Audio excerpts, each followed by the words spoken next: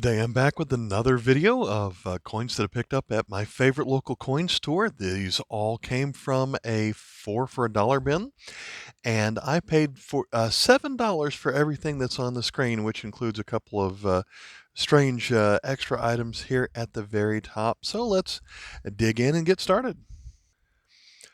Today our world coins start with Rhodesia. This one is from 1973. It is a 1 cent coin. Going to be in our catalog KM10. Rhodesia is a country that's not around anymore, so you'll need to find this in your catalog under Zimbabwe. It was Southern Rhodesia for a while, Rhodesia and Nyasaland, and then eventually just Rhodesia. We flip this one over, and a lot of the Rhodesian coins will have Queen Elizabeth on it, but not this one. This one we can actually see the crest of animals that were part of Rhodesia. So this is KM10. This one only books for 10 cents, but at the very end of this video, I'm going to see what everything adds up to. I paid $7 for the entire lot.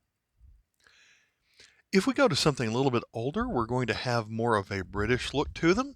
This Rhodesia coin has two different values listed on it. On this side, we have 10 cents. It is 1964. That makes it 9 years older than the last coin. But over here we have the British denomination of 1 shilling. So a shilling, back when they were under that system, you would write 1 and then a slash, one that little kind of dash, and then a slash represented the shilling. So if it was 1.5 shillings, you might say 1 slash dash 6 or something like that. But flip this one over, and there we have Queen Elizabeth II. This 10 cent 1 shilling coin is KM number 2. Books for 75 cents. Coins from Rhodesia are so rare that I actually picked up two of the exact same coin. This one is the 20 cent or 2 shilling coin, also from 1964. This one is KM number 3, and in the better condition coin is going to be worth 50 cents, and the lesser condition coin is 25 cents. This next one is one step up from the 20 cents. This one is the 25 cent coin, or 2.5 shillings, which is here represented as 2 shilling 6 pence. And if you are not familiar with the British monetary system back then, it was 2.5 shillings made up a crown. So this is a half a crown.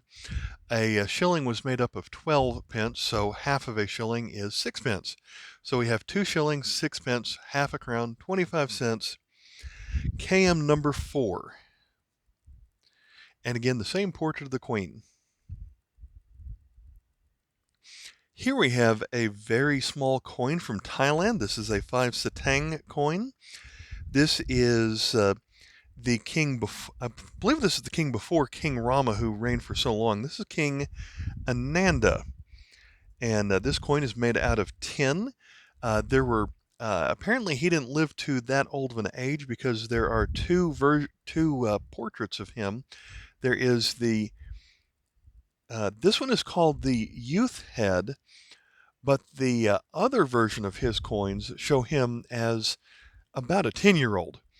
So this coin has a date in the Thailand calendar system of 2489, which on our calendar is 1946.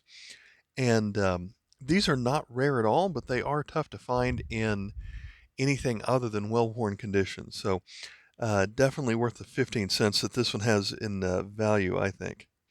This one is a 5 satang. And 100 satang make a bot. This is a flying winged mythical creature that appears on several Thailand coins. Another country with coins that I almost find always in well-worn condition is going to be Haiti. This coin is from 1949, and this features, I'm almost certainly going to mess up this name, President Dumarces Estime. This coin from 1949 is a 5 centimes. Then they have the words from France on the back: Liberté, Égalité, Fraternity. But for Haiti, they have the palm tree with a couple of cannons below it. This one is KM 57.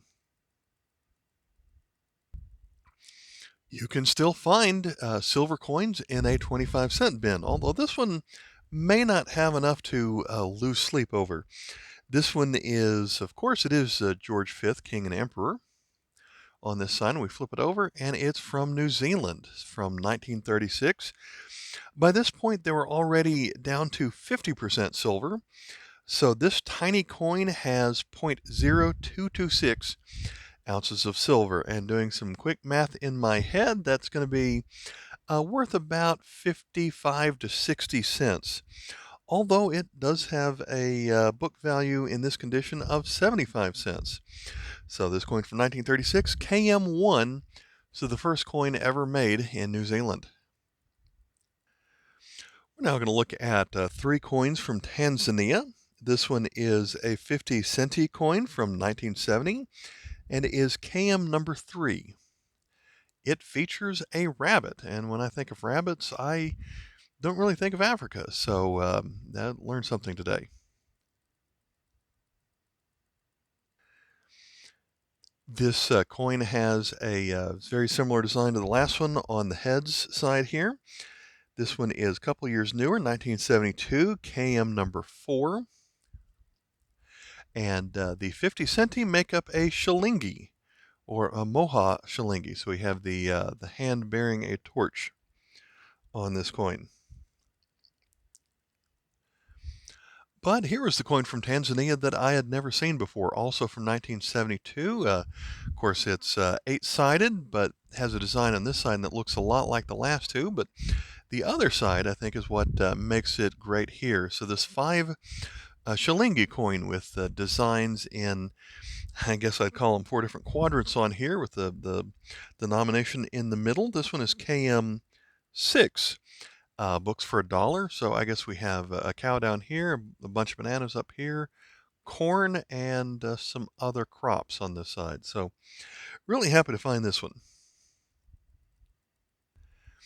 I believe this coin from Yugoslavia is pretty easy to find, but not in uncirculated condition like this one is. If it's not uncirculated, it's pretty close. 1953 2 dinara made out of aluminum. I definitely had it, but I bought it because I figured it would be an upgrade in my collection. Here is the design that we see on a lot of Yugoslavian coins. I believe this wasn't made for too long.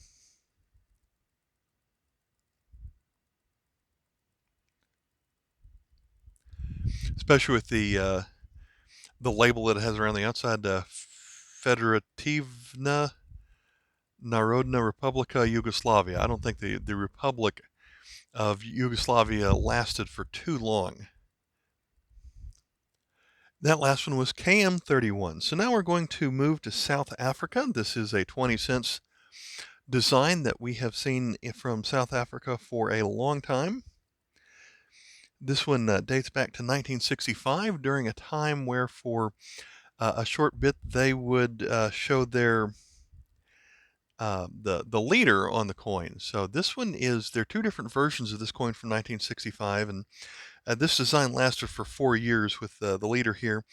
This one is, instead of the English legend, it is in the Afrikaans legend, where it says the name of the country is Sweet Africa instead of South Africa.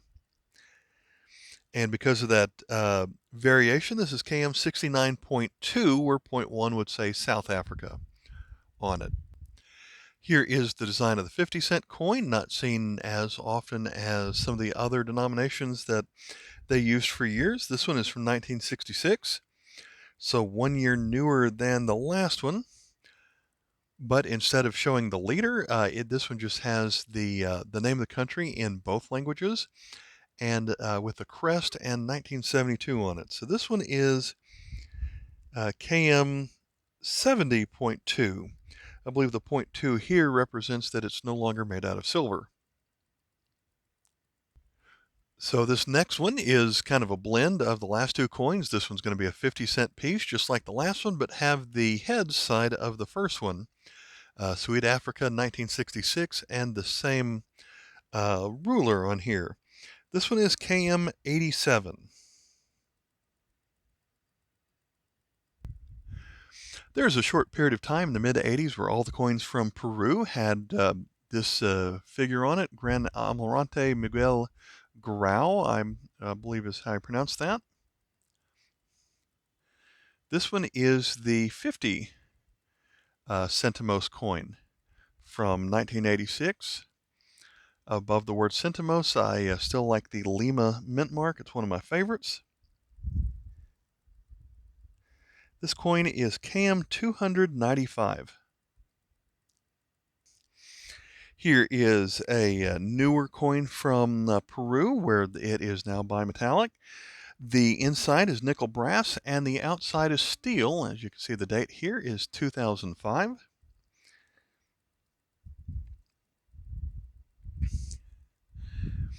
This is going to be the 5 Nuevos or New Sols. And a few years after this, they dropped the Nuevos off of this coin. So this one's going to be KM 316. I pick these coins up whenever I can, every time I see them in a 25-cent bin because of the foreign exchange value. This is the coin from Switzerland. That is 2 francs. This is a design that they used for many years. I think it was the longest, they might still use it. I believe it's the longest running design of a coin, at least 125 years. So I think it's still used today, but it started back in the late 1800s.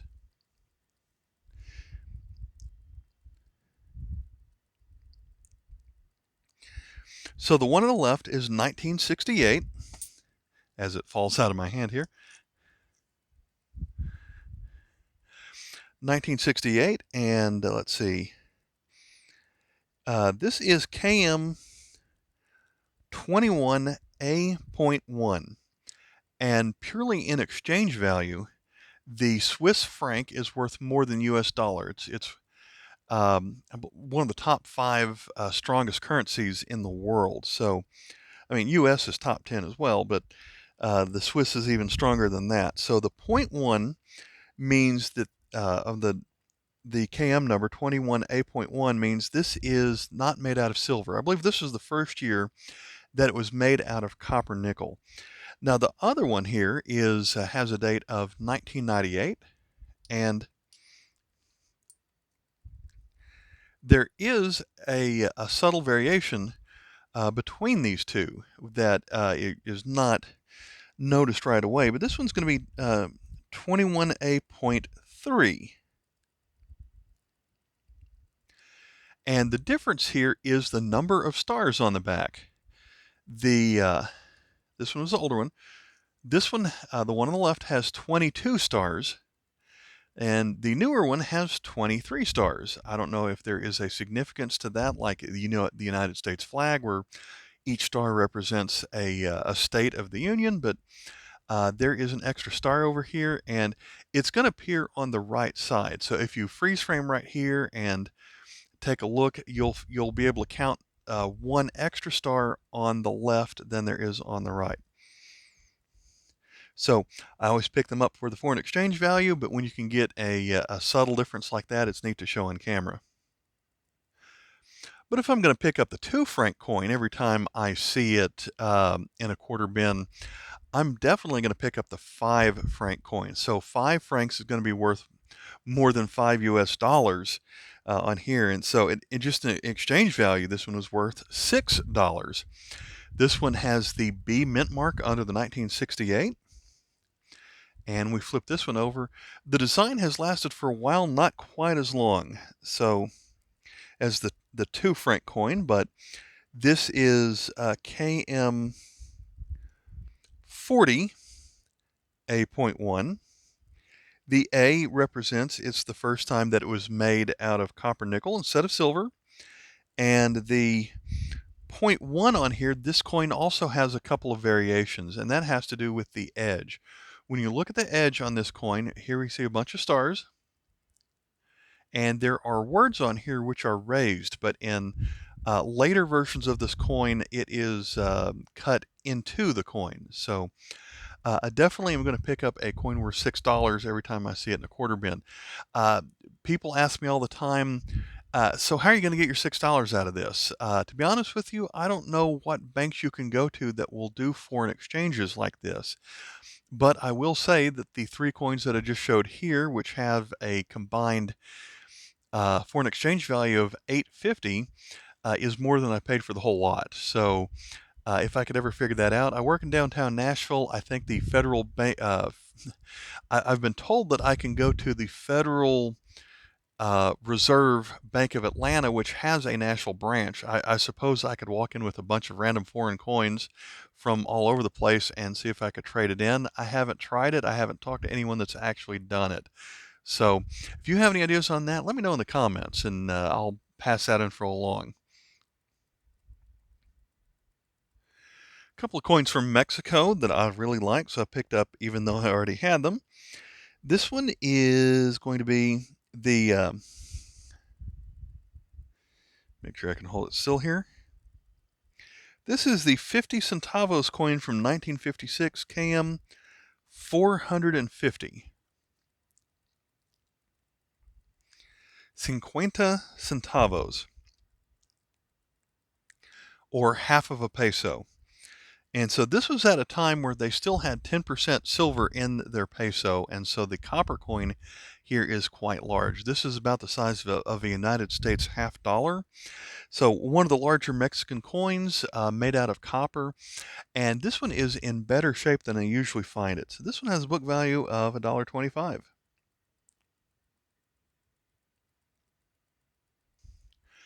Another one that I really like to find, this one is the 20 peso coin from 1981, featuring the Mayan culture. And again, these coins are easier to find uncirculated, but this one I thought was really nice. Of course, when you can zoom in and see all the scratches, you might not think it looks so nice, but it's better than I usually find it. We've got the same eagle, snake, cactus look that we see on Mexican coins. This one is KM 486, actually books for 250 in this condition, and it has words on it, independence and liberty, libertad, uh, on the edge here. Here's another larger coin that I picked up because I always like finding this one whenever I can in nice condition, nearly uncirculated condition. Again, now that I'm looking at it on the screen here, I see a whole lot of scratches that don't just normally show up on here. This is the circulating version of the Jamaican 25-cent coin from 1984, KM 49. There is a proof version of this coin, and I was hoping that I had the proof version of the coin here, but it's not. The proof version at this time was made by the Franklin Mint. You can tell it's proof because the J to the A fit between the top of the headdresses on these two individuals right here. So the letters of Jamaica are a little bit closer together. But I really like the design here, especially the alligator that's riding on top of everything. I like that. The coin's big enough that you can see the motto out of many, one people, there at the very bottom. We flip this one over, and we have I believe that's a hummingbird on this 25-cent coin. So this was not a coin that was used very much, but I really like to find this one. This one books for $1. This is a coin from Dominican Republic that I'd actually never found before. The half a peso or Medeo peso. It is written out as 12.5 grams on here from 1968. This coin is KM21A.1. So A is the represents that this is copper nickel because at one time this was a silver coin. And the point one represents that for about 3 years this was made with a plain edge, but was reeded edge at other years. So here is the Dominican crest that is larger here than what we usually see.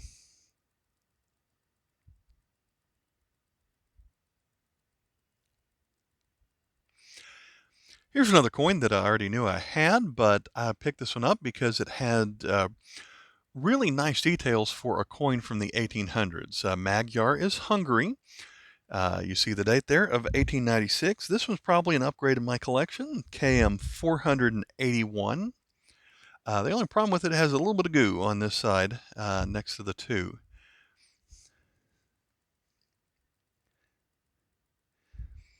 So this is a 2 filler coin. That was the denomination of the time. This one books for $1.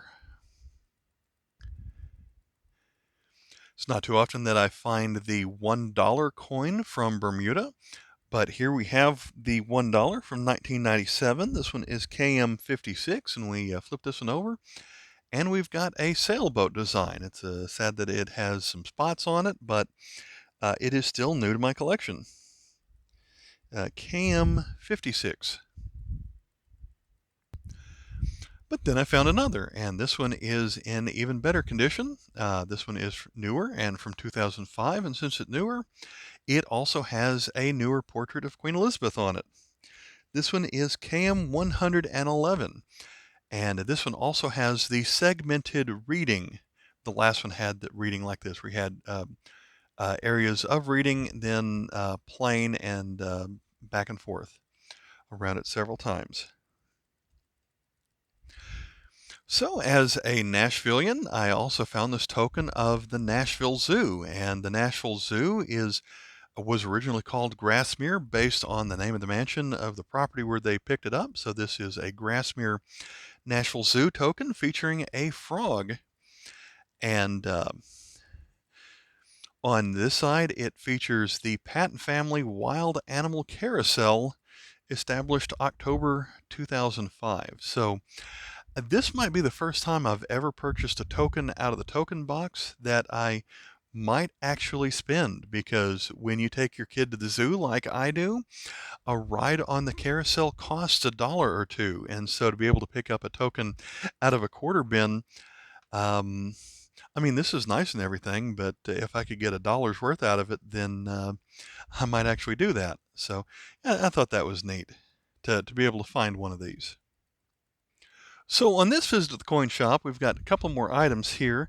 I found this really interesting, that they must have gotten a lot of coins from a dealer who bought several coins from an unusual source where they wanted to label coins but not put them in flips. And so I found this kind of unusual. So this is not good for being able to actually look at the coin without opening it up, but I did find this interesting, how someone took a note card, typed out what this is, and then put the coin in there with it. So if I wanted to see the back of the coin, I really can't. This is another inexpensive aluminum coin from Hungary that I might tear this out of here if it is newer to, if it's an upgrade to my collection, because again, you don't see this one in uncirculated condition all that often. 1963, Hungary, 2 filler, and it is made out of aluminum, so the details are at least right on here. The plastic here, I guess I could take the coin and push it over to the other side and get a better view of it, but then it's also stapled in here. So that's just an unusual way of storing coins. I guess instead of putting in a coin album, you can just get a like a not a shoebox, that'd be too big, but some kind of long thin box where you can just stack them all in a row and then make them easy to alphabetize like that. The other one here is an Arabic coin.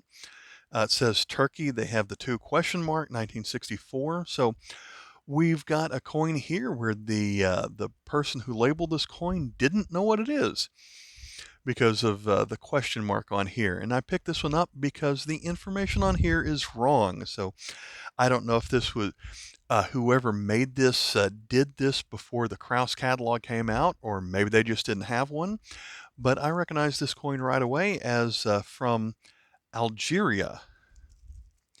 And again, it's a coin that is not in this condition, this good of a condition very often. The coin here is 2 centimes, because Algeria at one point was a French ruled area. It is 1964 KM 95. The Hungarian coin was KM 546.